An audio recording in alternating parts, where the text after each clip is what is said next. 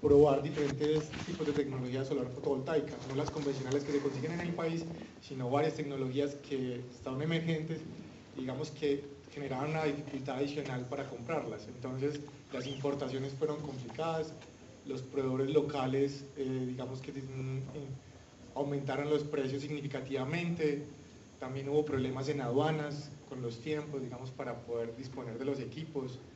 Entonces esos fueron como los aprendizajes que tuvimos y en ese caso, digamos, lo que hay que hacer es una planeación bastante a prueba de fallos, digámoslo así, para poder cumplir con los compromisos de estas fuentes de financiación, que en el caso son bastante exigentes, no solo digamos en resultados, sino también en tiempos. Entonces hay que considerar bastante estas posibles demoras para no quedar mal con los proyectos. Otro de los inconvenientes que tuvimos también fue a la hora de las importaciones, que se solicitaban, digamos, equipos específicos, pues con tanto intermediario, muchas veces llegaban los equipos no necesariamente con las especificaciones que le habíamos solicitado. Entonces fueron adicional pues, otros problemas, pues, otros retrasos que eran en los proyectos. Y como decía Gabriel, las universidades tienen una inercia administrativa y una burocracia que hace bastante difícil la ejecución de los proyectos.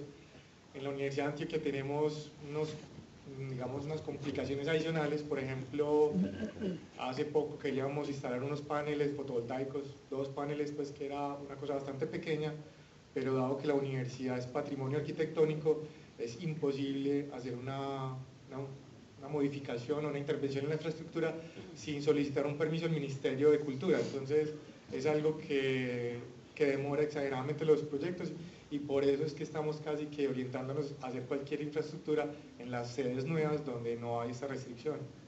Por ejemplo, ahora tenemos un laboratorio de solar fotovoltaica en la sede de la SIU, que es justamente pues, donde logramos instalar diferentes tecnologías de paneles fotovoltaicos y a su vez, como decía Gabriel, también pues uno de los inconvenientes que tuvimos fue la integración de todas estas tecnologías, de los diferentes inversores que, digamos, sus protocolos de comunicación no eran los mejores, pero finalmente también a partir de ingeniería inversa y ingeniería colombiana logramos pues tener el monitoreo de todos estos equipos. Bueno, hablando de... Cuando uno habla de las inercias de las universidades y todo este tipo, yo creo que no es una cosa únicamente de las universidades.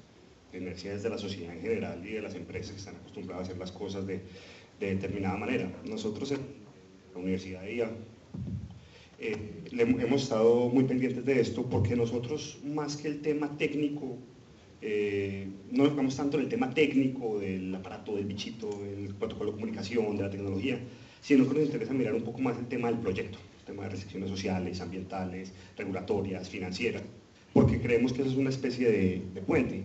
Y lo que hemos visto es eso, pues lo hemos visto internamente. Nosotros vamos a instalar una planta solar en la universidad, pero incluso dentro de la misma universidad, que sabe que este tipo de cosas son buenas, que entiende la importancia, es muy difícil ser capaz de cambiar la mentalidad de las distintas personas que ven haciendo las cosas de determinadas maneras, rompiendo mitos, haciendo una cantidad de cosas que yo creo que es también el problema que tienen todos los EPCistas y todos los desarrolladores de proyectos solares, o incluso la gente que hace eficiencia energética, las empresas, a decir, venga, no, es que no es poner una caldera nueva, es hacer otro tipo de cosas, pero porque la gente ya tiene, digamos, sus soluciones en la cabeza.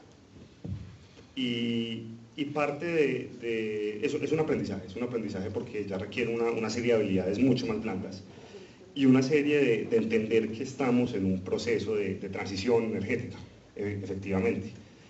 Y basado, digamos, en ese discurso de la transición energética es que hemos empezado a hacer cosas por fuera. Nosotros, como universidad, sí tenemos una vocación muy fuerte de hacer investigación aplicada, ¿cierto? A diferencia pues, de la Antioquia, de UPB, que tienen, digamos, unas capacidades y una vocación de hacer investigación básica. Nosotros sí estamos mucho más de cara a la empresa.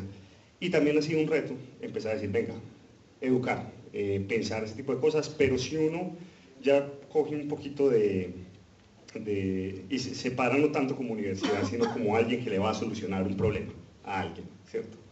Si se pone a pensar en una especie de canvas en su cabeza de por qué lo que uno hace es bueno para una universidad, para una empresa, esto termina abriendo varios caminos. Nosotros hemos tenido una experiencia interesante con un banco de la ciudad que dijo, venga, yo quiero repensar mi estrategia de energía y qué voy a hacer. Y cuando empezamos a hablarles y a decirles pues lo que estábamos haciendo y a mostrarles las tendencias, uno veía que estos tipos, pues primero eran como las etapas del duelo, ¿cierto? Primero como el miedo, después la negación, después la oportunidad y finalmente les terminaban brillando los ojos e incluso ellos mismos participaron en el desarrollo de modelos de negocio, que es lo que termina, digamos, moviendo a la sociedad y haciendo que las empresas lo hagan. Es algo así como meterles un Inception, ¿cierto? Pues poner el trompito a rodar y cuando uno menos piensa, después de 4, 5, 6 conversaciones, uno ya ve que están repitiendo y que están diciendo las ideas y uno dice, ya, carajo, por fin me entendieron. Entonces ahí, digamos que la cosa avanza. Otro tema con las empresas es que yo creo que también hay que romper esta dicotomía de empresa por un lado, universidad por otra. Nosotros desde este año estamos trabajando con UPB, AFIT y con la Universidad Nacional en un proyecto de investigación de conciencias muy grande, la Alianza Energética 2030, donde Grupo ISA y los grupos de investigación, digamos, está también el grupo de Gabriel, hemos visto que si todos sabemos qué es lo que necesitamos y si ponemos cosas en común para esa transición, podemos tener unos puentes mucho más fuertes y mucho más interesantes que los puentes que se había entendido normalmente en las universidades con las empresas, que era, tengo una necesidad puntual, o necesito que me solucione esto, o quiero evaluar esa tecnología, o en fin, ¿cierto? Ya cuando todo un consorcio de universidades, empresa, empieza a trabajar por un objetivo conjunto, yo creo que se da un aprendizaje y un momento distinto, y creo que eso es lo que está pasando pues con la convocatoria de Colombia Científica. Bueno, de acuerdo con muchas de las cosas que han dicho mis compañeros, pero también quiero recalcar algo. Y también desde la Universidad de Medellín le ha apostado un poquito más a esa investigación aplicada a la que hablaba Santiago. Sin embargo, sigue habiendo ese paradigma en la gente y en el empresario en querer cambiar esa forma de hacer las cosas. Yo creo que lo que decía Santiago tiene mucha relevancia y es que hay que empezar a educar. Lo que pasa es que digamos, el cambio tecnológico, la velocidad con que viene el cambio tecnológico en las energías renovables, a veces no da tiempo, ni las empresas son capaces de asimilar toda esa velocidad con la que está cambiando la tecnología. Entonces esa ha sido una de las grandes barreras. Primero el cambiar el paradigma de los empresarios y el otro aspecto que yo veo que es un poco complicado, y lo comentaba Gabriel, es esa brecha que hay entre el tiempo que espera de ejecución un empresario y el tiempo de ejecución que se tiene de una investigación en una universidad. Los tiempos son muy diferentes. Entonces también es tratar de convencer al empresario que a pesar de que el proceso de investigación dura unos años, los resultados van a ser muy buenos y que finalmente va a terminar beneficiando los aspectos financieros, que es finalmente en el empresario lo que hace que tome una decisión. ¿Cierto? Lo que pasa es que los tiempos de retorno de esas inversiones en energías renovables no son tan cortos como en otro tipo de inversiones o en tipo de modificaciones que pueda tener un empresario. Entonces, esos son digamos, los retos que tenemos las universidades y pienso que, utilizando palabras de mis compañeros, la sinergia entre las mismas universidades, el aliarnos, el vernos como pares y no como competencia. Si todos jalamos para el mismo lado, la cosa va a cambiar y poder convencer, poder educar al ciudadano de a pie que las energías renovables son una excelente alternativa en los diferentes ámbitos en los que se está moviendo la humanidad, en cambio climático, en economía y en economía circular, en procesos sostenibles, y las energías renovables juegan un papel muy importante en ese sentido, y esa es la oferta que le hacemos nosotros a los empresarios. Pero siempre hemos tenido esa pequeña dificultad, ese cambio de paradigma. Y lo comentaba Gabriel, hay otro aspecto que cuando ya se sienta uno a hablar en la mesa con un empresario, es la propiedad intelectual. Es uno de los grandes retos que hay que vencer o que hay que poner en común acuerdo. Entonces, tanto las universidades como los empresarios deben de tener una flexibilidad a la hora de sentarse a debatir cómo vamos a repartir esa propiedad intelectual, porque es uno de los aspectos que ha sido difícil, hablo en el caso de la Universidad de Medellín, en donde muchas veces cuando ya nos sentamos a negociar la propiedad intelectual, después de haber tenido 5 o 6 reuniones donde todo parece perfecto, ese es el punto en desacuerdo. Yo desde aquí, desde mi experiencia, invito a los empresarios y a los mismos investigadores que encontremos esas líneas que nos permitan llegar a comunes acuerdos y evitar esa dificultad tan grande. Yo creo que las dificultades o las barreras tecnológicas se pueden vencer, y para eso trabajamos en conjunto y apoyarnos en los mismos investigadores. No todos sabemos de todo, pero sí sabemos quién sabe. Entonces yo creo que las alianzas entre universidades, grupos de investigación y entre los mismos empresarios puede ayudar a romper o a vencer esa barrera tecnológica. Pero sí invito a que todos pensemos un poquito más allá de esa propiedad intelectual, de cómo nos beneficia a todos poder desarrollar un proyecto. Bueno, desde la institución universitaria Pascual Bravo, nosotros hasta ahora no hemos tenido experiencia para hacer trabajos de investigación aplicada a clientes externos, sino que todo se ha venido desarrollando para clientes internos en mucha temática, inclusive pues la materia de energías alternativas se viene dictando en pregrado de tecnología e ingeniería en la universidad desde hace más de 10 o 15 años. Pero yo les quiero contar algo, un tema que está íntimamente ligado en la ingeniería y en el derecho, y son los grados de libertad, haciendo referencia a todo lo que mis colegas vienen hablando, y es el grado de libertad que tiene una empresa del sector público como el grado de libertad que tiene una empresa del sector privado. La diferencia es muy sencilla y espero que nunca se les olvide. El sector privado puede hacer todo lo que quiera siempre y cuando no esté prohibido. El sector público, como es el caso de nuestra institución universitaria Pascual Bravo, solamente podemos hacer lo que está permitido. Entonces miren la diferencia tan grande que hay. Eso en referente a los grados de libertad.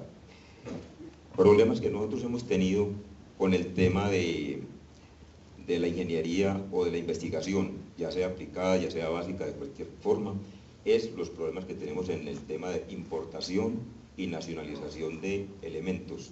Adicionalmente a esto, nos obliga la ley de contratación, ley 80 y otras leyes y resoluciones que nos implica muchas demoras en los procesos, es que los tiempos de entrega, cuando tenemos que importar algún elemento o algún equipo o algún material relacionado con esta investigación, se demoran más de 90 días hábiles. Entonces miren que cuando ya el elemento está llegando, es posible que esa investigación que estábamos haciendo en ese tema ya esté relegada a un segundo plano y estemos pensando en otra. Y los costos muchas veces superan 2,5 veces o 3 el valor normal que tiene el elemento que nosotros estamos tratando de importar. Entonces, en ese sentido, para las universidades públicas no se nos facilitan mucho las cosas desde ese punto de vista. Nosotros, en cuanto a investigación aplicada, tuvimos la oportunidad de hacer un montaje muy interesante en el campus que tiene el Pascual Bravo en Robledo, y es el montaje de un sistema integrado a la red eléctrica de 74 kilovatios pico en energía solar fotovoltaica. Estos 74 kilovatios pico le aportan aproximadamente entre el 10 y el 15% de la energía que consume la universidad, lo cual ya empieza a ser muy interesante. Recordemos que en el año 2015 se publicó por parte del Ministerio de Vivienda la resolución 0549, que obliga que cualquier tipo de instalación nueva o cualquier reforma que se vaya a hacer en algún lugar tiene que empezar a tener ya componentes de ahorro, no solamente energéticos, sino de aguas, y esa resolución empezó a regir desde el 2016, o sea, al año de haber sido expedida, en julio de 2016, y cada año tiene que tener un incremento no menor del 5% en lo que tiene que ver con este tipo de ahorros energéticos en las edificaciones nuevas. Muchas veces nos sentamos a hablar con constructores, gente del medio, ingenieros civiles, y no tienen ni idea que esta normativa existe, y somos nosotros, desde el punto de vista de ingeniería eléctrica, que empezamos a contarles este tipo de situación. Bueno, muchísimas gracias. Entonces, antes de continuar a la siguiente pregunta, me voy a permitir interpretarlos a ustedes como dejándoles un mensaje acerca de las soluciones, para no centrarnos en los problemas que ya vimos que son todos muy comunes, los sufren todos, e incluso en un centro de investigación privado, como es el caso de CIDE, también hemos vivido el mismo tipo de problemas. Entonces, por ejemplo, quiero resaltar de Gabriel Jaime de la UPB, que me comenta esa sinergia entre grupos, esa sinergia entre los grupos de investigación y la parte administrativa de la universidad, que es muy importante, que incluso Sebastián generaliza a sinergia entre las universidades regionales. Esa parte es digamos, uno de los aspectos de solución para estos bloqueos muy importantes. También resaltar la parte de lo importante que es la planeación en estos trabajos que mencionó Álvaro de la Universidad de Antioquia, muy importante, digamos, fortalecer esas capacidades en la gestión de proyectos, en la planeación de proyectos para la gestión adecuada de todos estos riesgos imprevistos y problemas que surgen en este tipo de proyectos. Muy importante también resaltar lo que nos comenta Santiago con respecto al análisis de contexto, de la cultura, del cliente, del empresario, que se hace fortaleciendo muchas habilidades blandas en el equipo, tener en cuenta la estrategia tanto del cliente como la nuestra y ese análisis del valor en el modelo de negocio del cliente para uno alinearse y sincronizarse en la ecuación con el cliente o con el aliado en el sector privado. También resaltar, por ejemplo, el trabajo que se debe hacer en educar en el cambio tecnológico que nos mencionó Sebastián de la Universidad de Medellín. Muy importante ese trabajo continuo para facilitar el camino, facilitar el trabajo con esos mismos clientes.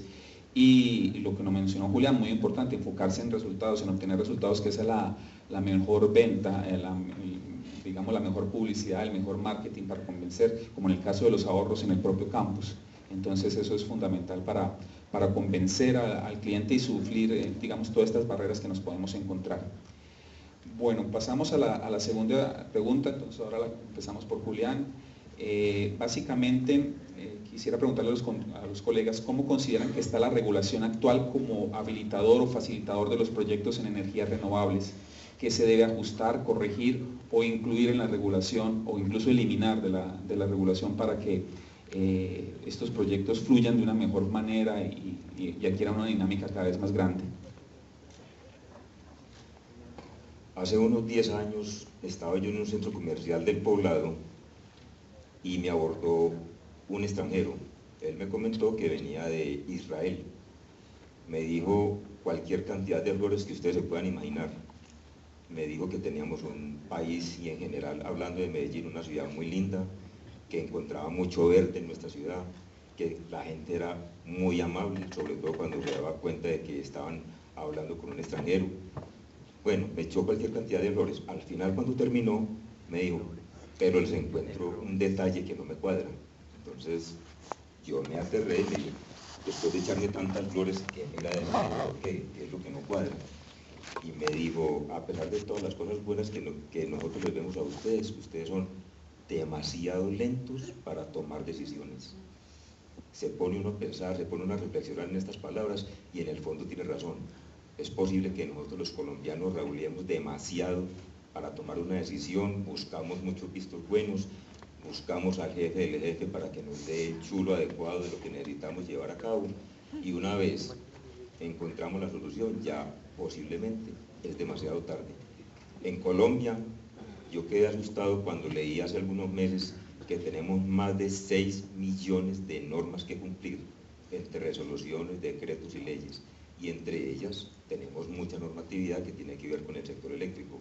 Respecto a la pregunta que nos hacen acá en el panel, muchas veces piensa uno que están estimulando un poquito más a los operadores de red para su proceso, para su cadena de negocio, que estimular a las personas que estamos trabajando en investigación en estos temas de energías renovables de fuentes no convencionales y las personas que quieren tomar partido en lo que tiene que ver con el mejoramiento de su estructura o de su cadena de negocio que tenga que ver con la energía eléctrica.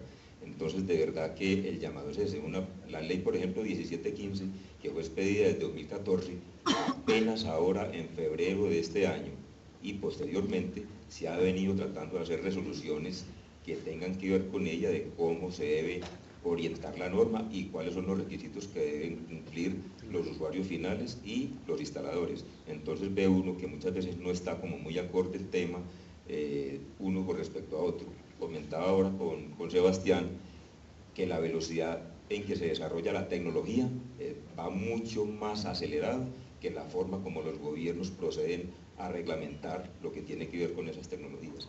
Entonces el llamado, ojalá haya personas acá que tengan que ver de alguna u otra manera, en forma directa o transversal, con los entes gubernamentales, a agilizar un poco más todos esos procesos que de una u otra manera entorpecen el desarrollo de las tecnologías de punta. Bueno, con base en lo que decía mi colega Julián, y desde la Universidad de Medellín y hablando con diferentes actores del sector energético nos hemos dado cuenta que efectivamente esta nueva ley, la ley 1715, ha tenido un proceso muy lento en su reglamentación y hemos visto que hay muchos vacíos, sobre todo en aspectos tributarios. Todavía no es claro cómo va a ser esos beneficios tributarios y lo que hablaba Julián ahora del prosumidor, ¿cierto? Productor, consumidor, cómo va a ser esa reglamentación, cómo se va a reglamentar el cobro, el pago de esa energía, cómo van a ser esos beneficios tributarios frente a la importación de nuevas tecnologías, porque esa es una de las grandes barreras que se tiene en el costo de la tecnología de las energías renovables. Y entonces, pues desde esa percepción que tenemos y lo que hemos indagado, viendo noticias, escuchando, leyendo las leyes y los decretos que salen, vemos que todavía es muy difuso, que hay una brecha muy grande todavía y que no todos los entes gubernamentales están como en la misma sintonía y vemos que hay diferentes actores que proponen sus ideas, pero finalmente no se concretan y esa es la lentitud en el proceso de la reglamentación de una ley que finalmente busca beneficiar, ¿cierto? Pero ¿a quiénes es que estaba beneficiando esta ley? Si lo que realmente queremos es un cambio de cultura también del propio ciudadano de a pie, ¿cierto? Viendo ejemplos en diferentes lugares del mundo, pero yo creo que es hora de que los dirigentes colombianos crean más en el personal capacitado que está en las universidades, que tenemos buenas ideas, que tenemos conocimiento, ¿cierto? Y que no esperemos a decisiones muy superiores para tomar acciones efectivas, ¿cierto?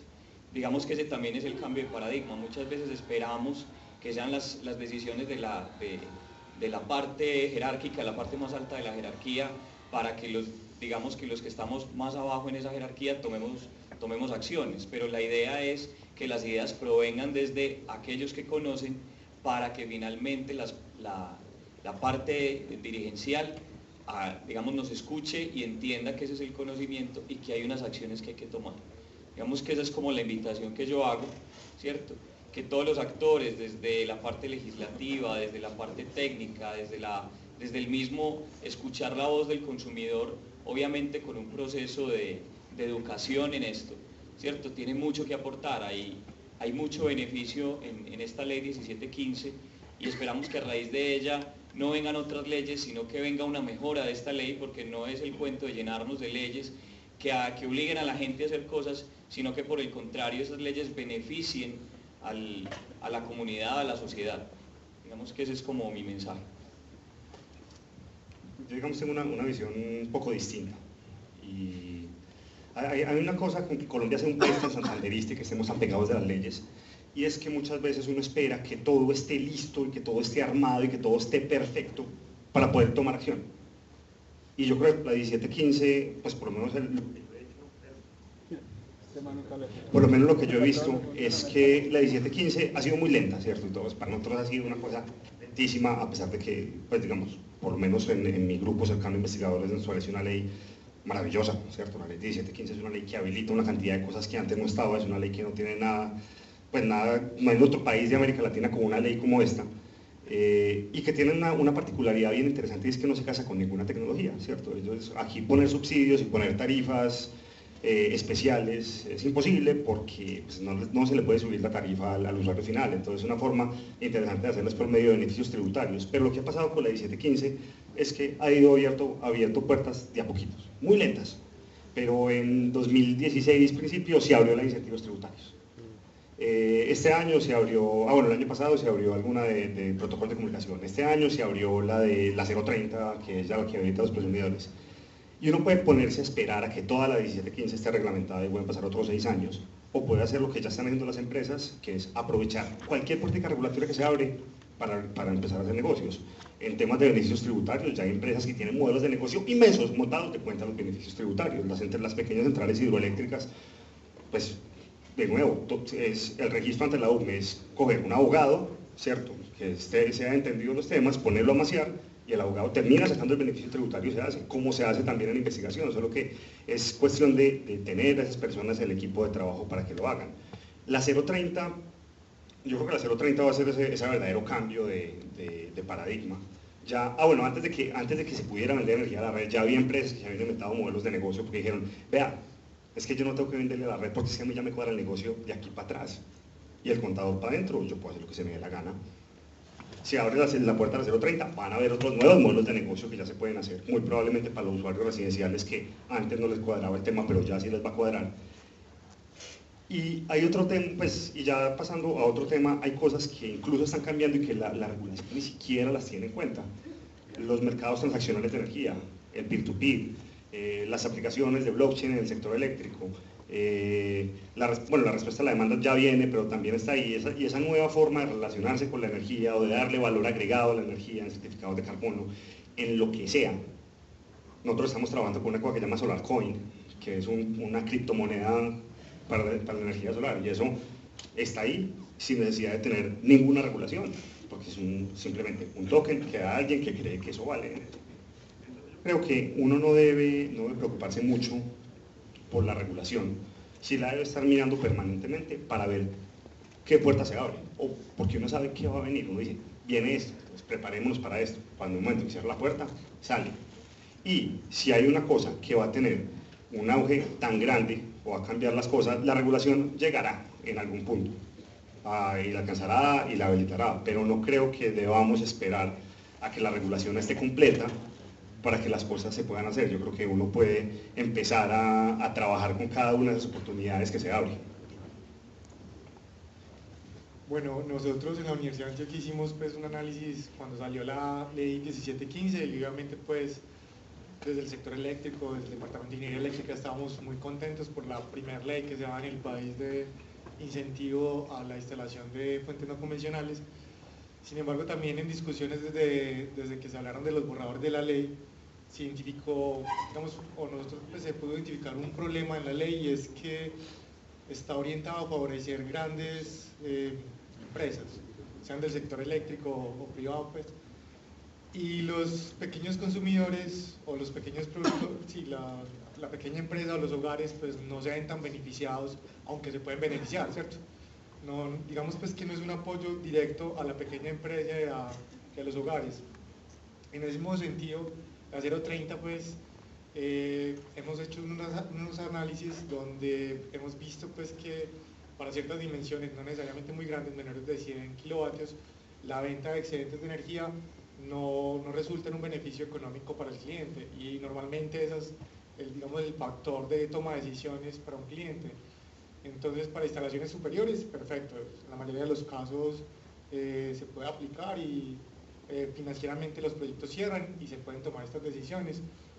Igual pues consideramos que la regulación de la ley 1715 ha sido bastante, la regulación ha sido bastante lenta en su implementación, pero bueno, y vamos ahí, muchos proyectos estaban, digamos, esperando que se concretaran estos detalles para poder empezarse a ejecutar y hemos visto pues que en este año ha habido un disparo bastante grande en los proyectos ante la UCME registrados, lo cual nos indica pues que las cosas ya se están dando y que vamos por un buen camino.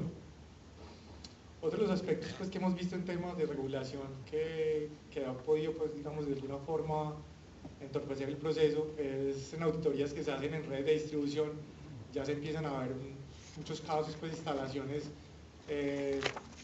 desarrolladas por los propios usuarios pues, de una forma un poco descontrolada porque digamos el RETI al día de hoy estaba también bastante desactualizado, entonces la gente empieza a instalar tecnología que llega al país, también tecnología que lastimosamente no tiene la mejor interventoría, entonces no sabemos exactamente si está afectando la calidad del suministro, si ofrece todas las normas de seguridad que debería de tener una red de distribución.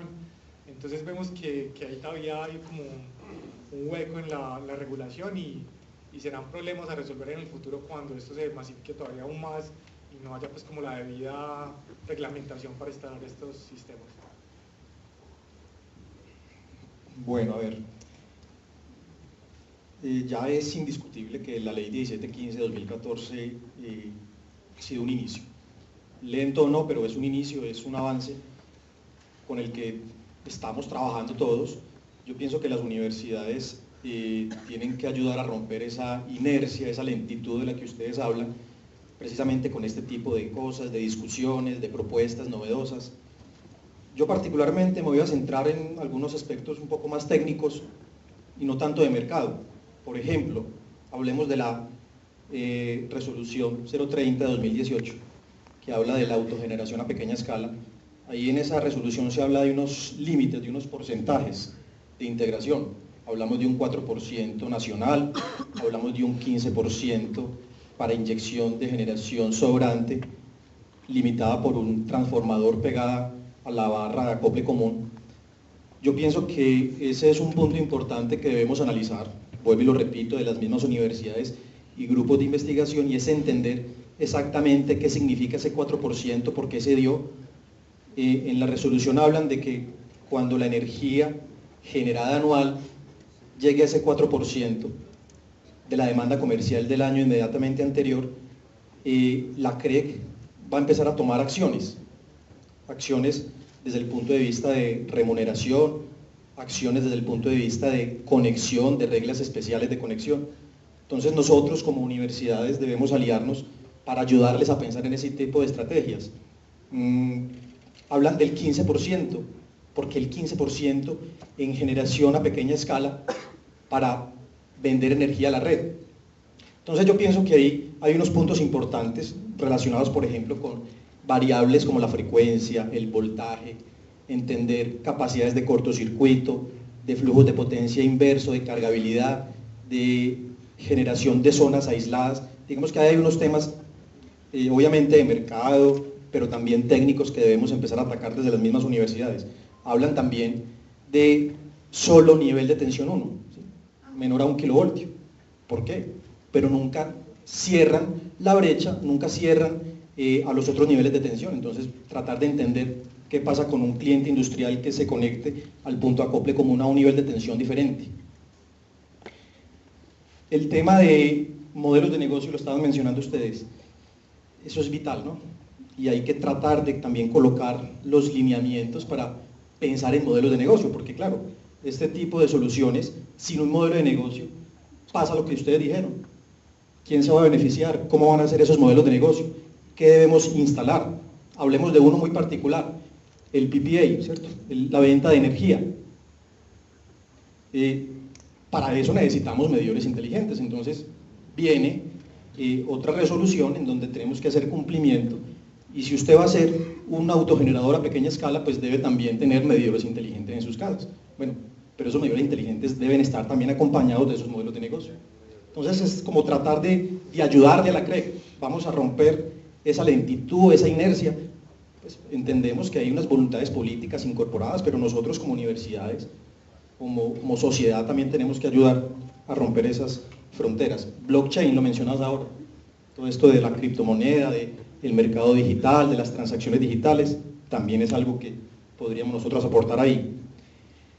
Y algo que posiblemente nos ayude a salir del subdesarrollo en el que nos encontramos es pensar también en políticas claras para desarrollo tecnológico. Pero aquí esas políticas de pronto no son muy visibles, y es porque siempre estamos acostumbrados a adaptar tecnología, y eso no está mal.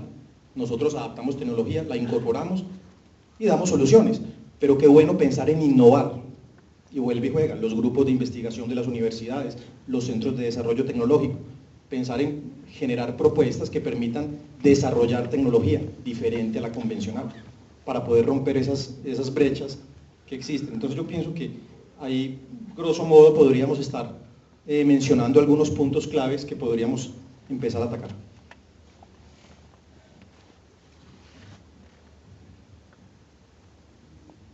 Bueno, muchísimas gracias. Entonces vemos que de este análisis regulatorio podemos sacar en claro que los problemas son, digamos, todavía complejos.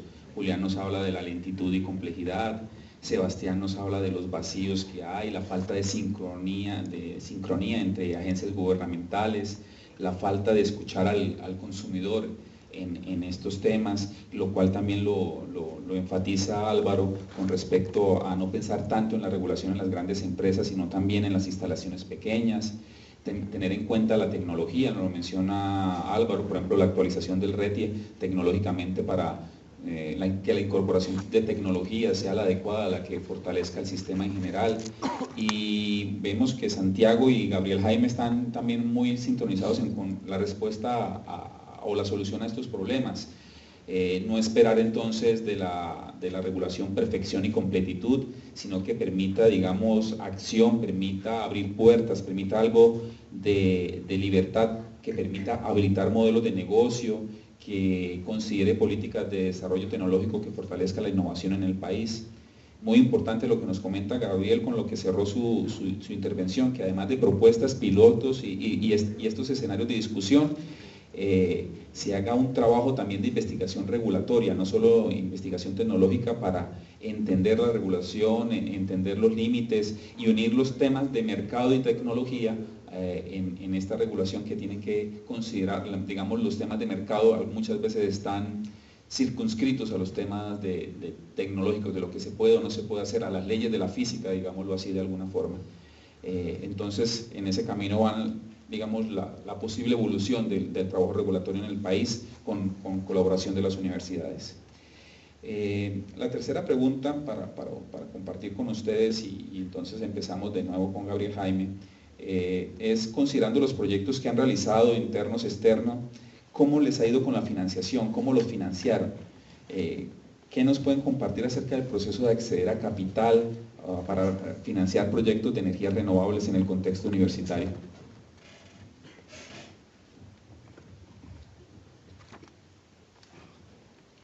Bueno, sobre ese tema, pues podemos hablar de que hay diversos mecanismos de financiación, pues no podemos decir que no hacemos las cosas porque los recursos no están, hay que saber buscarlos e ir por ellos. Sin embargo, obviamente hay dificultades. Tenemos un Colciencias, ahorita Santiago hablaba de un proyecto de Energética 2030 de Colombia Científica, en el que estamos involucrados varias universidades, y ahí hay fondos importantes para proyectarnos hacia la investigación aplicada, que ahorita lo mencionabas, particularmente la UPB. Tiene un proyecto que ha venido creciendo, les mencioné ahora, y es un proyecto específicamente de investigación aplicada, es el proyecto Micro Reinteligente. Particularmente sobre ese, la universidad ha ayudado en la financiación a través de proyectos de transferencia. El CIDI, que es el Centro de Investigación y Desarrollo Tecnológico de la universidad, apalanca ese tipo de iniciativas en conjunto con sus directivas. ¿Cómo funciona? Es muy simple. Nosotros participamos en proyectos con las diferentes empresas, son proyectos de transferencia, proyectos de investigación aplicada real. Sobre esos proyectos se generan unos dividendos que la misma universidad reinvierte para potenciar la investigación interna. Por ejemplo, proyectos como UPB Innova son proyectos que se ejecutan alrededor de los grupos de investigación y son proyectos que pueden durar 1 año, 2 años, apalancados de recursos de esos proyectos de transferencia. Particularmente el proyecto Microred ha tenido recursos de esos dividendos que generan esos proyectos, pero también nosotros hemos hecho una gestión bastante interesante con alianzas estratégicas, con los clientes que han venido participando activamente del proyecto, y hemos generado unas especies de modelos de participación. Puedo mencionarlo rápidamente. Tenemos un modelo de donación directa a cambio de visibilidad para esa empresa participante. Tenemos acuerdos de comodato, que es un préstamo de un elemento. Lo hemos hecho, por ejemplo, con un vehículo eléctrico que estuvo en el campus durante 1 año. Hicimos pruebas de desempeño y entregamos los resultados a esa empresa. Pagos por investigación. De hecho, el Chevrolet Bolt, que yo creo que muchos de ustedes ya lo conocen, hizo parte de esa iniciativa, un proyecto que se elaboró con Terpel. Terpel solicitó una información particular del desempeño del vehículo, la universidad cumplió en un tiempo específico y el vehículo entró como parte de pago por esa investigación. Y otros más, como modelos mixtos, de esos que les acabo de mencionar, más abiertos. Entonces, ahí hay una alianza estratégica con esas empresas que han inyectado capital, parte del capital, porque la universidad dio un puntapié supremamente importante para poder continuar con el proyecto. Fondos de regalías, bueno, ahí digamos que hay una barrera que nosotros encontramos particularmente porque tuvimos la intención de participar en tres proyectos de regalías en diferentes departamentos. Comenzamos en Antioquia, pasamos luego a Cundinamarca y luego terminamos en Sucre. lastimosamente la respuesta no fue muy positiva y temas de voluntad política pues que no vale la pena discutir, pero digamos que ahí hay una barrera en algunos fondos nacionales que digamos que no ha ayudado, pero vuelve y juega. Colciencias en este momento se está comportando como una fuente de financiación importante para un proyecto que vamos a desarrollar. Bueno, desde la Universidad de Antioquia, pues también, digamos que las principales fuentes de financiación que buscamos ha sido pues históricamente Colciencias, ahora actualmente pues Regalías, con todo lo que dice Gabriel, que es una fuente de financiación compleja, por decirlo así, porque en algunos momentos es hasta inesperada, o sea, las convocatorias salen de un día para otro, entonces muchas veces no es fácil tener los proyectos que se adecúen a los requerimientos de la convocatoria. Y digamos que en términos generales también los fondos de financiación, pues Colciencias y Regalías, en algunos casos también sus requisitos o más bien sus requerimientos de resultados y de tiempo son bastante exigentes. Entonces, sumado a lo que les comentaba pues, inicialmente de los problemas que tenemos a la hora de importar, digamos de tener los equipos disponibles, de los contratiempos en los plazos, siempre se ha hecho pues como un problema adicional. Por ejemplo, en otro caso con Colciencias nos vimos en una encrucijada, fue porque el grupo pues tiene varias líneas de trabajo, una bastante fuerte en temas eléctricos, otra bastante fuerte en temas térmicos, y algunas convocatorias que salieron restringían si ya habíamos participado en alguna anterior. Entonces eso limitaba mucho, digamos, la capacidad de acción del grupo, porque ya estábamos, digamos, habíamos copado nuestro límite de financiación. Entonces algunos investigadores quedaron pues como con ese sabor de boca mal, pues porque no pudieron presentarse a una convocatoria donde ya tenían casi que preparado todo el proyecto. Por ese lado pues fue como bastante complicado, y en términos, digamos, a la hora de captar financiación desde la industria, pues lo que han mencionado otros colegas aquí, que hay que cambiar esa mentalidad en la industria de que la investigación es una inversión que da sus frutos, pero no necesariamente en el corto plazo, y esa mentalidad es bastante difícil de cambiar, y entonces por esa razón se han perdido como muchas posibilidades desde la universidad. Adicional pues que, digamos, lo que decía Julián, de las instituciones públicas, que nosotros tenemos una cierta limitación en lo que podemos hacer. Entonces, por ejemplo, facilidades que puedan tener aquí en Bolivariana, por ejemplo, en la recepción de equipos de donaciones. Para nosotros una donación es todo un dolor de cabeza. O sea, recibir cosas ha sido tremendamente difícil, porque nos ponen todas las trabas burocráticas en la propia universidad para poder recibir cualquier cosa. Entonces, es complicado, se nos han generado incluso pues para recibir cosas regaladas problemas. Entonces, digamos que la tenemos difícil, sin embargo no nos rendimos, damos la guerra todavía y vamos peleando contra la burocracia. Entonces nuestra labor no es solo de docentes, de investigadores, sino de gestores con muy buenas habilidades blandas para poder, digamos, superar todos estos contratiempos que se generan en el día a día. El caso de recursos es especialmente sensible para nosotros en la IA, ¿cierto? La IA es una universidad muy pequeña, nosotros tenemos algo así como 1.500 estudiantes, o sea que el flujo que nos entra por matrículas es mucho menor, y eso hace que, digamos, la universidad toma una decisión de ser una universidad pequeña y de mantenerse, digamos, de un tamaño pequeño para garantizar temas de docencia específicos, ¿cierto? Nosotros entramos al mundo de la investigación hace relativamente poco, hace 10 años fue que la universidad dijo, bueno, investigación pues decididamente investigación aplicada, y cuando en el GEI, y debido a esto, digamos, no hay los presupuestos de inversión e investigación interna que pueden haber en otras universidades.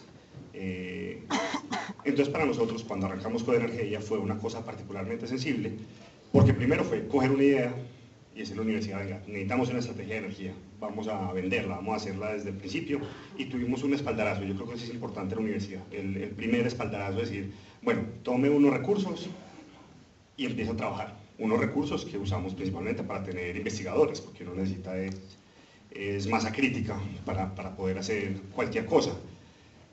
Pero a partir de esa masa crítica ya el reto es crecerla, es empezar a ver y empezar a hacer otras cosas. Nosotros cuando diseñamos Energía, nos dijimos, esto no es un grupo de investigación, solamente. Nosotros tenemos una pata académica, pero decididamente desde el principio teníamos una pata de reputación. Reputación entendida, vamos a hacer foros, vamos a hacer eventos, vamos a fomentar discusión, vamos a hacer visibilidad. Y teníamos una pata decididamente de negocio, que es algo muy sui generis en los grupos de investigación, porque el grupo de investigación se termina midiendo es por el paper, por las investigaciones, las posibles patentes y demás, pero nosotros al tener ya desde el principio decir, bueno, es que necesitamos también cubrir un abanico completo de cosas. Digamos que eso ha sido una herramienta interesante para conseguir recursos, porque uno primero tiene personal, hace foros y hace eventos, y con los foros y los eventos empieza a entender un poquito más cuáles son las necesidades de la industria. Ahí es capaz de hablar con los empresarios, de hablar con las personas, de ver qué necesidades tienen, y también tener un grupo de personas dedicadas, como una maquinita, a escribir propuestas. Porque es una cosa que los profesores no tenemos tiempo de hacer todo el día con las cargas laborales o investigación. Uno necesita estar escribiendo propuestas permanentemente, ¿cierto? Una de 4 sale, en promedio, si no le va bien. Pero entonces hay que empezar a escribir permanentemente. Y pensando en esto, necesitamos generar recursos para tener más investigadores, más masa crítica que nos permita tener más cosas. Toco otros 2 temas rápidamente. Nosotros estamos también, digamos, montando una infraestructura de generación en la universidad. Vamos a tener 80 kilovatios pico, pero nosotros no podemos hacerlo internamente en la universidad como lo hizo el Pascual Bravo, como lo hizo la UPR, que dijeron, listo, vamos a montarla y vamos a empezar a investigar en esto.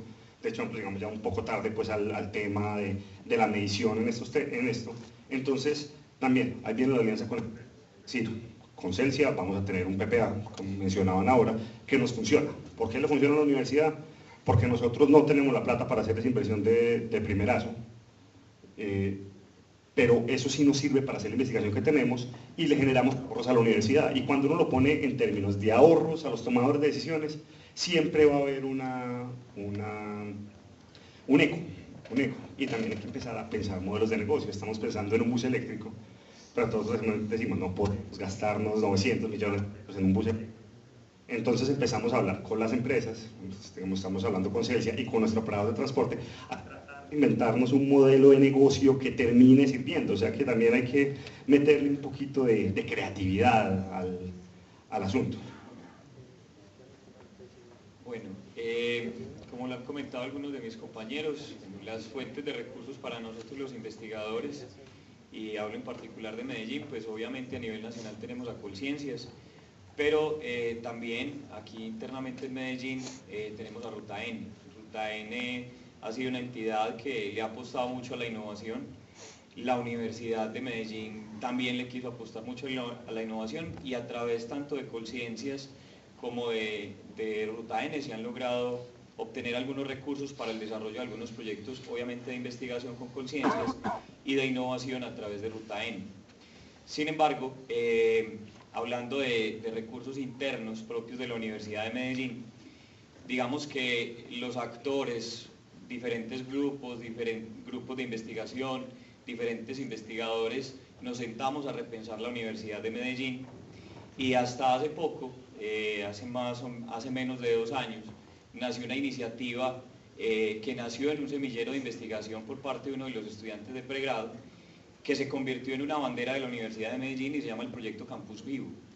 Campus Vivo le apostó a la sostenibilidad de la Universidad de Medellín. Entonces, en ese proceso de repensarnos, comenzaron a integrarse diferentes actores desde la Facultad de Derecho, actores desde la Facultad de Ciencias Económicas, actores desde la Facultad de Ciencias Sociales, actores desde la Facultad de Ciencias Básicas y actores desde la Facultad de Ingenierías, que fuimos el promotor o impulsor de este proyecto. Entonces, a raíz de ese repensamiento que tuvo la universidad, se creó una política de sostenibilidad que no solamente, digamos, que va a atacar el ámbito ambiental, sino que también ataca a la sociedad, o digamos que cubre aspectos de la sociedad y de la economía. Digamos que esos son como los 3 ambientes en los que se desarrolla la sostenibilidad: sociedad, economía y medio ambiente. Entonces, a raíz de eso, hemos encontrado un eco en las directivas, como lo decía Santiago, porque le hemos mostrado los beneficios de ser sostenibles. Y obviamente el papel de la energía juega, valga la redundancia, y me perdonan, un papel importantísimo en este proceso.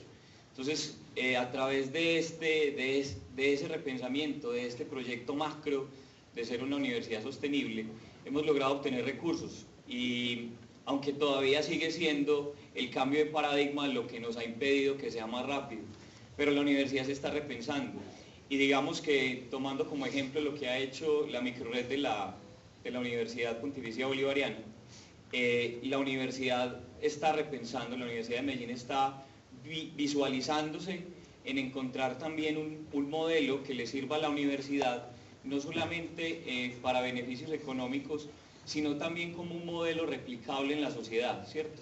En ser autogeneradores y ser sostenibles en ese proceso de consumo y producción de energía. Digamos que la Universidad de Medellín geográficamente tiene unos beneficios y es que tiene un lote muy grande en la parte de atrás que en este momento la universidad está en un proceso de lucha por obtener ese espacio como una reserva de la sociedad civil, porque es un cinturón ambiental por el que circulan muchas especies. Y pongo este ejemplo para dar a conocer lo que se está haciendo en la universidad, de que no es solamente la parte técnica o la parte de las energías renovables de la que yo hago parte, sino también de todos los otros actores. Y entonces es trabajar en conjunto, no trabajar como islas, lo que nos ha permitido ir creciendo ese proyecto. Yo creo que el potenciar nuestros conocimientos, el saber que existen personas con conocimientos y que son transversales a todo, ha permitido que la universidad llegue hasta ese punto. El proceso de crecimiento de Campus Vivo ha sido muy significativo, tanto que ya logramos ese primer paso, el tener una política de sostenibilidad, que no todas las universidades o todas las empresas la tienen, que creo que ha sido uno de los grandes avances y lo que nos ha permitido organizarnos como equipo. Y ahí vamos, la universidad incluso tiene en ese terreno un proceso de un mercado solidario. La universidad cultiva en su terreno y a través de los residuos que se producen en ese cultivo se ha repensado producción de energía, en involucrar a la sociedad, a los pequeños cultivadores en el corregimiento de Altavista para que hagan también parte de eso. Entonces, digamos que esa visión global de esa sostenibilidad y el repensarnos y el juntarnos como conocimiento entre todos ha permitido que tengamos un muy buen eco en la universidad y que busquemos aliados estratégicos. Yo creo que esa también es una de las herramientas que tenemos los investigadores y los docentes, y es esos aliados estratégicos, ¿cierto? Para suplir esas diferentes necesidades y pensar un modelo de negocio, como lo hablaba Santiago, que realmente sí beneficie, no sea una sola entrada económica, sino que ese modelo de negocio sí tenga o cubra esos aspectos que también hablamos del medio ambiente y la sociedad, ¿cierto? Cuando Santiago hablaba de su ejemplo del bus, me parece loable esa estrategia para tener ese insumo. Yo creo que esa es otra de las grandes necesidades que tenemos y que muchas veces en los mismos estudiantes que no creen en sus propias ideas. Entonces, en la Universidad de Medellín también le apostamos a creerle a las nuevas generaciones que tienen excelentes ideas, que tienen una dinámica diferente, que nos hacen cambiar de paradigma, y esa inercia que hemos llevado ha permitido que logremos encontrar recursos en esas partes dirigentes y tengamos ya un punto de apoyo para los proyectos que se vienen después de esto. En la institución universitaria Pascual Bravo, los recursos de financiación que hemos tenido en alto porcentaje provienen de recursos propios de la universidad y de recursos de Sapiencia. Nosotros tenemos que trabajar mucho entre todas las universidades en buscar la credibilidad de los gobernantes de turno para que crean en nosotros, en nuestros proyectos, en el desarrollo tecnológico. El año pasado tuvimos la oportunidad de reunirnos con uno de los muchos gobernadores que ha tenido La Guajira en los últimos 5 años, y nosotros le proponíamos un tema muy interesante sobre la mesa, donde éramos conscientes de los problemas técnicos que tenían que ver con energía eléctrica en su región, y les ofrecíamos una solución innovadora y seria.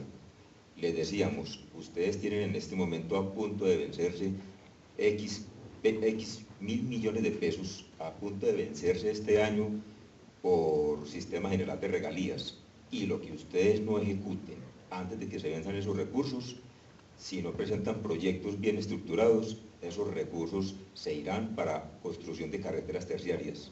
Efectivamente, esos recursos se fueron para construir carreteras terciarias porque no creyeron o no fueron suficientemente ágiles en tomar decisiones que beneficiaran a las comunidades que necesitaban y que aún hoy en día siguen necesitando en temas de solución energética.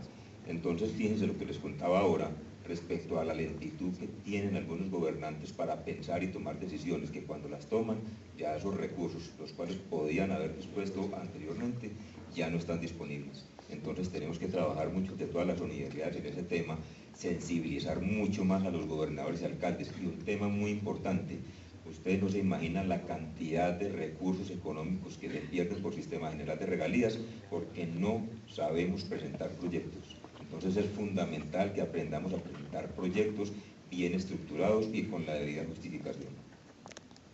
Ya para, digamos, ir cerrando la participación organizada del panel, tenemos una última pregunta. Bueno, las empresas ya, al menos en Colombia, están cada vez más abiertas a trabajar en conjunto, en trabajar colaborativamente, en apalancar sus propios modelos de negocio, en la oferta de valor de los modelos de negocios de otros, de aliados, de proveedores e incluso hasta de competidores en algunos casos. Entonces, normalmente estas empresas se van motivando, se van abriendo porque a través de alianzas tienen acceso a conocimiento que no tienen, a herramientas que no tienen, y con ese conocimiento de otros, con esas herramientas de otros, con esos aspectos del modelo de negocio de otros, del modelo de valor de otros, pues bajan incertidumbres, comparten o bajan riesgo, se demoran menos o logran la generación de valor a menor costo. Entonces, pensando desde esta perspectiva, si este fuera un escenario, digamos, de empresarios que están decididos, bueno, voy a hacer por primera vez algo con la universidad, no sé si haga tipo elevator pitch acá, ¿cuál sería esa ventaja de ustedes como universidad fundamental para trabajar con ustedes, que no se consigue con otro aliado, que no se consigue con un proveedor de tecnología, que no se consigue con otra persona, que es fundamental para venir a acercarse acá, oírles el cuento y atreverse a aprender con ustedes en el desarrollo de proyectos de energías renovables? Julián.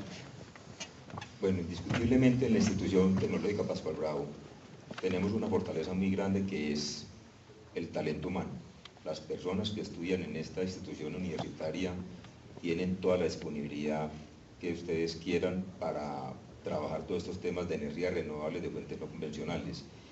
En el tema de bajo costo de la mano de obra y la experticia y las ganas, los deseos que tienen todos los muchachos de experimentar, que es una de las fortalezas grandes que tenemos en la universidad, hacen que esto sea un punto positivo, un punto a favor para nosotros poder desarrollar tecnología de punta. Nosotros hemos venido recibiendo un mensaje desde las directivas y lo estamos trasladando a todos los estudiantes, y es que en el sector eléctrico no queremos que ocurran spaces, no queremos que ocurran bernaventos, no queremos que ocurran fallas como el puente Chirajara, no queremos que se den ese tipo de cosas en el sector eléctrico que infortunadamente se vienen presentando en la ingeniería civil, en la arquitectura. Entonces el mensaje muy claro que le estamos tratando de inculcar a los muchachos desde que vinieron ocurriendo estos eventos es ese: tenemos que recuperar o continuar con el rigor técnico y científico que amerita que este tipo de cosas no se presenten en nuestra ciudad ni en nuestro país. Recordemos que nosotros estamos pasando por un momento muy interesante desde el punto de vista de la canasta energética, y es todo el trabajo que se viene con casi 400 proyectos que tienen que ver con energías alternativas de fuentes no convencionales que están matriculados en este momento en la UME, Unidad de Planeación Energética, y que tienen un valor aproximado de más de 6.000 millones de dólares. Entonces esta oportunidad es grande, la que tenemos que aprovechar todos nosotros desde el punto de vista académico, para que los muchachos se beneficien de todo este conocimiento, se beneficien a futuro en el mundo laboral, porque con seguridad que vienen muchas cosas buenas y muchas cosas interesantes. Y recordando también todo este tema de la movilidad eléctrica, que es una forma más de energía renovable no convencional, que también tiene muchos aspectos positivos en este punto. Bueno, desde la Universidad de Medellín, yo creo que las fortalezas son muchas, pero en particular su talento humano, desde los estudiantes de pregrado hasta los docentes y el área administrativa. Y el cambio de paradigma que ha tenido la universidad en los últimos años y el trabajar en conjunto. Entonces, desde la Universidad de Medellín se tienen dos áreas muy importantes, que son el Centro de Innovación y la Unidad de Emprendimiento, en donde la universidad ha querido fortalecer las ideas de su comunidad universitaria, ya sean docentes o sean estudiantes, a través de procesos de capacitación para que esas ideas se conviertan en un modelo de negocio, ¿cierto? Y eso ha permitido que esa inercia que se ha llevado hacia adentro de transformación se vea reflejada hacia afuera. Entonces, digamos que esa fortaleza en el talento humano, en el cambio de paradigma, en creer en la innovación como gestor de cambios reales, y que eso se está permeando en la misma forma en que estamos educando a nuestros estudiantes, de manera de que dejen los conceptos en un tablero y los aterricen a la realidad, en donde los muchachos, y ahí digamos que es uno de los beneficios de las tecnologías de la comunicación y la información, el que todo el tiempo puedan estar enterados de lo que pasa en su país, de lo que pasa en el mundo, que sean temas de discusión, ha permitido mayor fortaleza en el conocimiento y en la práctica de los muchachos. Entonces, digamos que esa es una de las fortalezas que tenemos en la Universidad de Medellín y que hemos tratado de vincular con diferentes actores, con empresarios, con otras universidades, en dar a conocer lo que hacemos para tener credibilidad. Entonces, digamos que la universidad le apuesta a esa credibilidad, a apostarle a una mejor sociedad, pensando desde lo regional hacia lo nacional e incluso a lo internacional. Hemos tenido diferentes relacionamientos con universidades e institutos fuera de Colombia que han permitido fortalecer también esa otra área que hace parte de la formación académica, que es la internacionalización, y eso ha ayudado a fortalecer nuestra imagen y el conocimiento de los muchachos en esa experiencia, en ese intercambio cultural, donde ven otras cosas fuera de su contexto local y traen esas ideas para transformar ese entorno en el que se desarrollan actualmente. Entonces, esas fortalezas son lo que nos hace ser una universidad diferente, pero que también le apostamos a no ser competitivos sino aliados, ¿cierto? En tener aliados a otras universidades, en saber que si aún no juntamos esfuerzos y jalamos para el mismo lado, las cosas van a funcionar mejor y vamos a obtener mejores resultados, ¿cierto? Entonces esas son las fortalezas, la capacidad de sinergia que tenemos entre nosotros mismos internamente y hacia afuera de la universidad. Nosotros en la EIA, a raíz, digamos, de nuestra filosofía de hacer investigación aplicada y de estar mucho más cercanos a las empresas, nos inventamos una figura bien particular, se llama la consultoría científica. Le decimos internamente en la universidad porque nosotros como científicos académicos tenemos unos objetivos y tenemos unas metas y queremos generar conocimiento sobre esos temas, pero las empresas necesitan soluciones de corto plazo para lo que hacen. Entonces lo que hemos desarrollado es una especie de modelo mixto donde nosotros somos capaces de darle a la empresa los resultados que necesita y con esos resultados nosotros seguir apalancando lo que hacemos. Un ejemplo fue el que tuvimos con Isagen hace un par de años. Ellos estaban mirando la central geotérmica del macizo del Ruiz Tolima. Nosotros allá tenemos un proyecto de investigación en cambio climático y fuimos capaces de darle una información que Isagen necesitaba para su modelo de negocio y para desarrollar esto, y eso nos permitió seguir avanzando por otro lado en el proyecto. Entonces no estamos esperando que el objetivo último de la universidad sea el de la empresa, porque no van a casar, porque ya aquí en Medellín tuvimos ejemplos como el del 100, donde se trató pues, esa gran apuesta de juntar universidades y empresas, en este caso las públicas de Medellín, hacia un mismo objetivo que nadie terminó contento. Entonces este modelo de consultoría científica funciona muy bien para que la empresa tenga resultados, para que haya comunicación permanente con la universidad y para que la universidad pueda seguir con su misión fundacional. El otro tema es que nosotros en la universidad y particularmente pues en energía, estamos dando un paso atrás, en el sentido de que no nos estamos enfocando en una tecnología específica, no nos estamos enfocando en un contexto específico, sino que entendemos que hay una transición energética completa de la industria de la energía. Los últimos 150 años estuvo inmutable, pero que de 5 años para acá está cambiando completamente. Como cambió la empresa de comunicaciones, como cambió la industria de las telecomunicaciones, ¿cierto? Todos ustedes tienen un teléfono celular porque están probablemente chateando o mandando fotos en este momento. Eso era impensable hace 10 años o hace 15 años. Entonces, en la industria eléctrica va a pasar lo mismo, con la energía va a pasar lo mismo, y todas las industrias, todas las empresas dependen de X o Y manera de su manejo de la energía. Entonces, en la universidad nosotros estamos ofreciendo un servicio de transición energética donde no importa cuál sea su industria. Con el tema de la energía hay oportunidades de ahorro, y hay cualquier cantidad de cosas que las empresas pueden hacer y nosotros la universidad les vamos a asesorar a decir, vea, lo que usted tiene que hacer es esto, lo puede hacer con tal, las opciones que tiene son estas, y se construye un modelo de negocios conjunto entre la universidad y la empresa, sin casarse con ninguna tecnología, porque lo que nosotros queremos en Energía es favorecer la transición energética, de todas las maneras que podamos. Y una de esas es haciendo asesorías específicas para las industrias, para que lo hagan.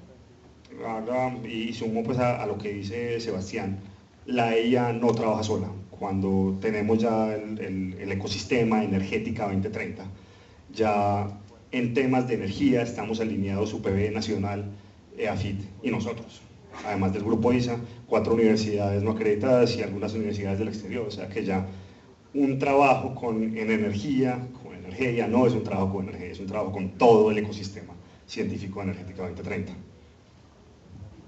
Bueno, yo también me sumo como al factor común. Digamos que lo más valioso que tenemos en la universidad es el personal, ¿cierto? Tanto investigadores, docentes, pero sobre todo los estudiantes, porque de la experiencia que tenemos en la universidad, que es bastante amplia, no solo en investigación básica, pues que es lo que históricamente se le acuña a la Universidad de Antioquia, sino que tenemos bastante trayectoria en investigación aplicada.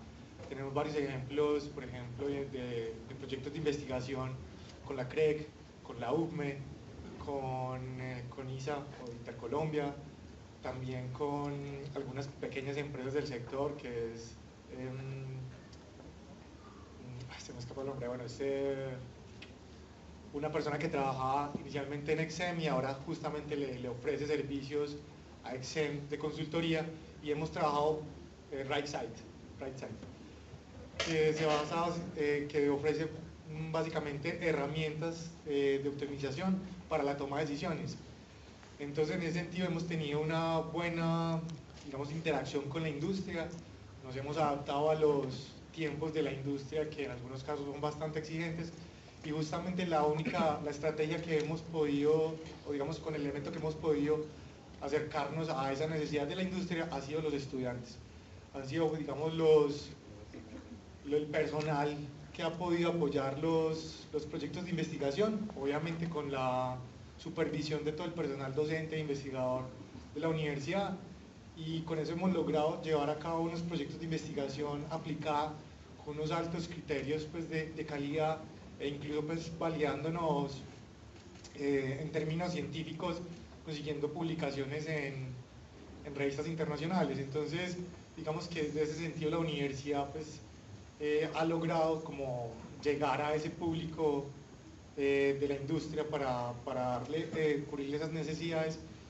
y yo creo que de aquí en adelante también, porque digamos en Medellín hemos sido muy, digamos, beneficiados por esta última convocatoria del Banco Mundial de Colombia Científica, que nosotros también en la Universidad de Antioquia salimos beneficiados, pero con otro grupo de universidades, pero finalmente me sumo pues como siempre hemos venido trabajando de la mano, siempre ha habido pues una buena relación entre las universidades de aquí de Medellín, y entonces yo creo que Medellín se va a convertir en un centro apalancador del desarrollo en microredes.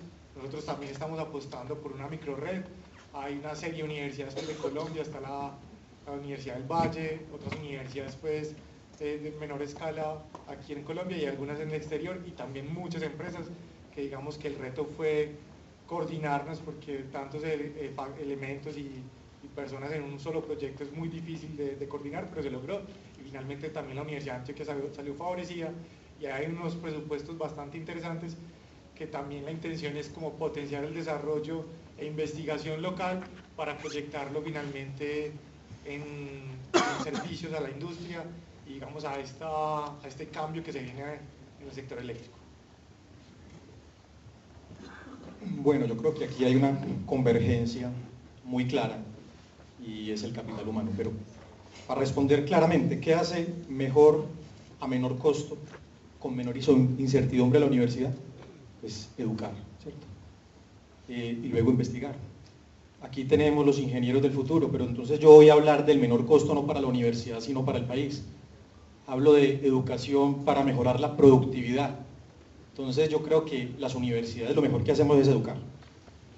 Después de eso viene el valor agregado, que es la investigación aplicada, obviamente, pero eso no se consigue si no hay una buena educación. Nosotros en la universidad pues tenemos, ya lo mencioné ahora, un centro de investigación que acompaña a los grupos semilleros en donde se desarrollan patentes, se hace innovación. Todo esto, ¿qué le genera dentro de la universidad y hacia afuera? Una confianza. Entonces, otra cosa que hacemos bien es que generamos confianza al inversionista, generamos credibilidad. Todo lo que hacemos acá es en pos de favorecer el país, obviamente la sociedad. Tenemos, están cordialmente invitados a leerlo, hay un reporte de sostenibilidad que la universidad hizo, entonces está apuntándole fuertemente a todo ese tema de sostenibilidad, de energías renovables, de sensibilización a la comunidad. Yo pienso que eso es un aporte importante que nosotros hacemos para minimizar esa incertidumbre que a veces puede llegar a generar problemas de confianza en esos inversionistas que se van a acercar. Ahorita mencionaban algo muy importante y es la sinergia entre los grupos de trabajo. Yo pienso que aquí esa máxima que dice divide y vencerás no funciona, ¿cierto? Eso solo funciona en los sistemas eléctricos cuando están a punto de colapsar. Ahí lo que se sugiere en algunos casos críticos es aislar el sistema. Yo creo que aquí no sería la máxima, sino que sería una mínima. Aquí tenemos que generar esa confianza a través de nosotros mismos, de generar esas alianzas, y la universidad particularmente participa del grupo de los 8, lo llaman el G8, en donde se reúnen para hablar de los temas, de las competencias, de las capacidades humanas y del talento que tiene cada universidad para responder a las necesidades del sector. Yo creo que ahí hay unos puntos bastante interesantes que tenemos como aporte, y no solo nosotros, estoy seguro que ustedes también. El proyecto Microred, pues ya lo mencionamos, alianzas estratégicas, visitas guiadas, todo eso hace parte de generar confianza y minimizar incertidumbre, y por ahí hablaban de startup, pues la universidad en ese momento está trabajando en lineamientos para generar spin-off, empresas que salgan de la universidad y que potencien al sector como tal.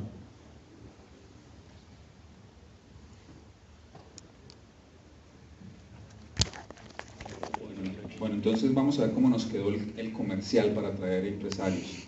Entonces, bueno, en resumen, Julián, que están todos de acuerdo, nos comentó que la gente con ganas, ¿cierto? Con la gente ganas de trabajar, comentó del rigor y el rigor de los trabajos y esa capacidad de captar recursos del Estado, de atraer recursos del Estado. Sebastián, también apoyado por todos los compañeros, habló de esa interdisciplinaridad, de apertura a alianzas, a sinergias que han acompañado a los demás colegas. Santiago nos hablando de su modelo de consultoría científica, esa apertura tecnológica, entonces que eso también genera confianza, de la que habló Gabriel, de que no, como en muchos casos, no se le va a intentar forzar una tecnología o meter por los ojos una tecnología, sino que están seguros que trabajando con la universidad no va a haber un sesgo tecnológico, sino que va a haber una apertura hacia todas esas tecnologías. Álvaro habló mucho de la experiencia práctica que ya se tiene en la universidad, la calidad de los trabajos, y finalmente Gabriel, confianza y credibilidad, que es fundamental y que a veces es muy difícil de conseguir en el ambiente de negocios, generar esa confianza y credibilidad. Bueno, lo oiga. Básicamente la pregunta es qué nuevos programas se están impulsando para, digamos, transformar el sector en general. Entonces, bueno, aquí cedo a Bastián.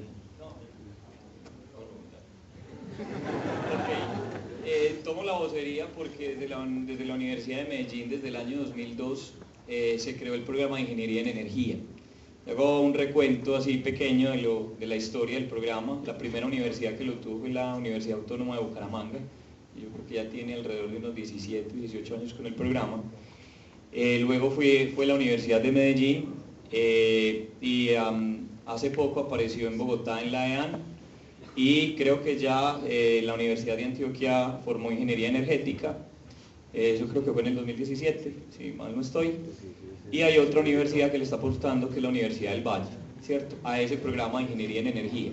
Pero para hablar particularmente del programa de la Universidad de Medellín, nosotros le hemos apostado mucho a la formación en pregrado en el cuento de las energías renovables. De hecho, dentro del programa como tal, existen seminarios donde abordamos cada uno de los aspectos de las energías renovables, y complementario a ese proceso, hay una línea de mercados energéticos donde los estudiantes ya saben de la mano cómo funciona la energía a nivel nacional, digamos cómo es el mercado de la energía, cómo se vende, cómo las empresas generadoras tienen, o cuál es ese mecanismo para entregar la energía al país.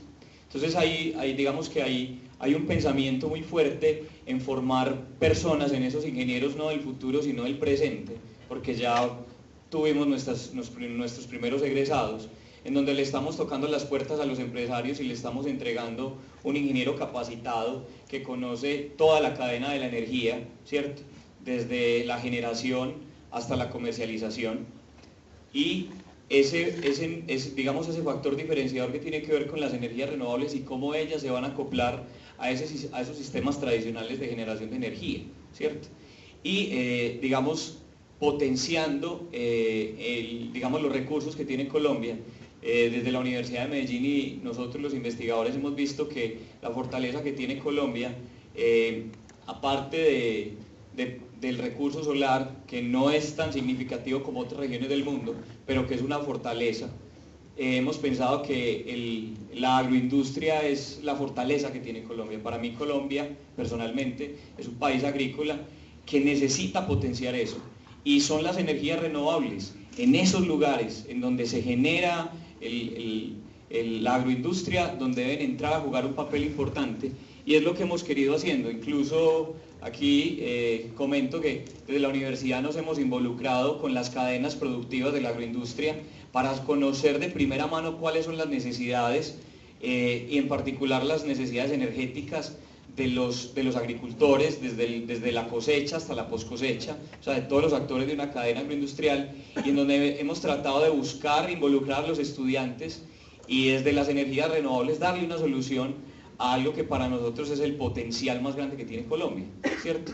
Entonces, y en este momento estamos pensando digamos, a corto plazo en la construcción de una especialización en energías renovables y en una maestría. Esa sí es, digamos, a largo plazo, pero ya la universidad está buscando esos lineamientos. Entonces, digamos que la universidad sí se preocupó desde el 2002 en ofrecerle al país un ingeniero diferente, que conociera todos los aspectos de la energía eléctrica, pero también de los otros aspectos de la energía de la energía térmica, de la energía proveniente de los combustibles y de las energías renovables.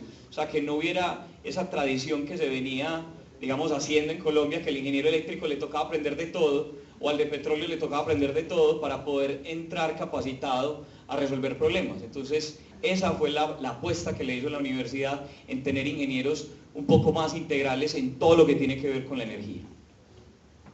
Yo quiero agregar algo, y es que en la universidad también cuando lanzamos la estrategia de energía, la primera idea fue montamos un pregrado de energía eléctrica, no sé qué, pero un pregrado es una cosa larga, difícil de montar. Me imagino que el de ingeniería de la energía fue una cosa larguísima que tomó muchos años, que requiere una planta de docentes y demás. Y nosotros en la universidad hemos decidido tomar un enfoque distinto, y es enseñarle energía a todos los profesionales, así sea un poquito, porque es muy distinto un ingeniero industrial que conoce un poquito de la energía y que sabe que con una llamada telefónica puede potencialmente bajar su cuenta de servicios públicos a la mitad, o de un ingeniero civil que entiende que hay tecnologías de iluminación, tecnologías de refrigeración que pueden meter en sus edificaciones para cumplir la resolución 1549, o un ingeniero ambiental que entienda cuáles son los impactos ambientales. Entonces, más que solamente tener, digamos, carreras específicas, que es absolutamente necesario, yo creo, y estoy absolutamente convencido, que la energía, como es tan central para toda la sociedad, cada uno de los ingenieros debe saber eso, de qué se trata. Así sea a un nivel macro general, porque tenemos ingenieros que no tienen ni idea de cómo funciona el sector eléctrico, y personas que toman decisiones pensando que es que las hidroeléctricas se construyen porque a un gobernante se le dio la gana, ¿cierto? Cuando hay toda una complejidad detrás, o una cantidad de cosas detrás, o que las energías renovables no están porque nadie las deja entrar. Es cuestión de ver la cosa un poquito más holística y empezar a meter ese bichito de la energía en la cabeza de todos los profesionales, porque con todos va a tener que ver. Bueno, yo hablo un poquito desde la Universidad de Antioquia. Como habían dicho antes, pues digamos que uno de los hitos grandes que se hizo fue desarrollar el programa de ingeniería energética que está en la sede de Oriente, justamente por las necesidades que vimos en el sector de la industria. Hay un conjunto de bastantes industrias en este sector que necesitaban ingenieros, no solo electricistas, que supieron un poquito del aspecto técnico, sino justamente un ingeniero integral que pudiera resolver problemas de eficiencia energética en general. Entonces ya con eso pues vamos en la primer corte, ¿cierto?, de este programa. Arrancó bastante bien, con, digamos, un personal bastante, pues, un corte bastante alto comparado pues con otras carreras de la universidad, lo cual nos da una idea de que esos estudiantes que pasaron ahí son bastante buenos, bastante competentes, y digamos que de una forma también positiva la universidad nos ha premiado y nos ha dado pues presupuesto para dotar laboratorios. Se está comenzando ya a hablar de la planta docente para este programa, porque apenas va comenzando y obviamente se irá desarrollando en el tiempo. Desde la universidad también tenemos pues varios diplomados en eficiencia energética, un diplomado también en fuentes renovables de energía que lanzamos este año, pero lastimosamente no se pudo abrir porque no llegamos al punto de corte, pero seguimos, lo ofreceremos para el próximo semestre. Y también tenemos ya la formación convencional que tenemos en maestría y en doctorado, que finalmente son, incluso digamos, las orientaciones las decide el propio estudiante, busca un asesor. Entonces yo quiero trabajar este tema en específico, y básicamente pues su trabajo de maestría o doctorado sería enfocado a sus necesidades o a sus gustos directamente. Entonces yo creo que para el país pues tenemos una oferta bastante amplia. Simplemente pues los invitamos a los que estén interesados en formación, vayan, hablen con nosotros y obviamente pues hablaremos de nuestras capacidades y les daremos la mejor orientación. Bueno, desde la UPB hablamos de una carrera en ingeniería eléctrica con casi 70 años, que es flexible al cambio y a la apertura. Hace como 2-3 años comenzamos a hacer una modificación flexible en el pensum e incorporamos, pues no voy a mencionarlas todas, pero incorporamos una materia que se llama Nuevas Tecnologías. Y esa es una materia que le da ideas claras a los estudiantes desde el pregrado mismo, en esas tecnologías emergentes, en esas tecnologías que están creciendo y que seguramente ellos tendrán que usar en algún momento de sus carreras. También hablamos de una maestría en transmisión y distribución. Tenemos cerca de 30 cohortes de maestría, de 30 en especialización y 23 en maestría, entonces digamos que por ese lado tenemos un buen recorrido. Si nos apoyamos del proyecto Microred, hemos podido también incorporar nuevos cursos a esa maestría. Tenemos un curso de integración de energías renovables y un curso de microredes que impartimos desde hace más o menos 3-4 años. Y también hay otras maestrías en sostenibilidad. Tenemos otra maestría en sistemas energéticos, tenemos doctorados en energía y termodinámica. Bueno, digamos que aquí hay tela de dónde cortar y hay muchos elementos que podemos usar. Todos nosotros están cordialmente invitados a conocer los programas de la universidad desde la misma página.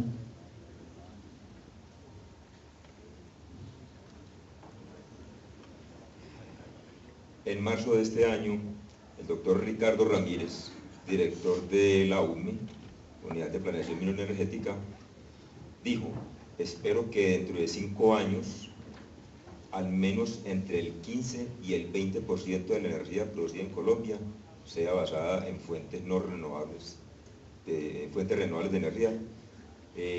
Y a esta invitación el Pascual Bravo también no ha sido ajena a ella, y estamos ya en el desarrollo, en la implementación y búsqueda de aprobación de una maestría en energía, la cual va a tener unos componentes muy interesantes y líneas de profundización en energía solar fotovoltaica, energía eólica y las energías que más se susciten en este tema, para poder cumplir con esa meta ambiciosa que viene desde el gobierno pasado y que esperamos que ahora con el nuevo gobierno no decaiga de ninguna manera, sino que entre el gobierno actual y todas nosotros las universidades podamos aportar al tema y podamos seguir desarrollando estas tecnologías alternativas, tecnologías de punta, que para todos nosotros es un tema bastante apasionante y para ustedes será la solución del futuro inmediato. Bueno, muchísimas gracias a los panelistas, muchísimas gracias a todos ustedes por la paciencia. Nos pasamos un poquito, pero espero que haya sido valioso este rato con nosotros. Muchas gracias.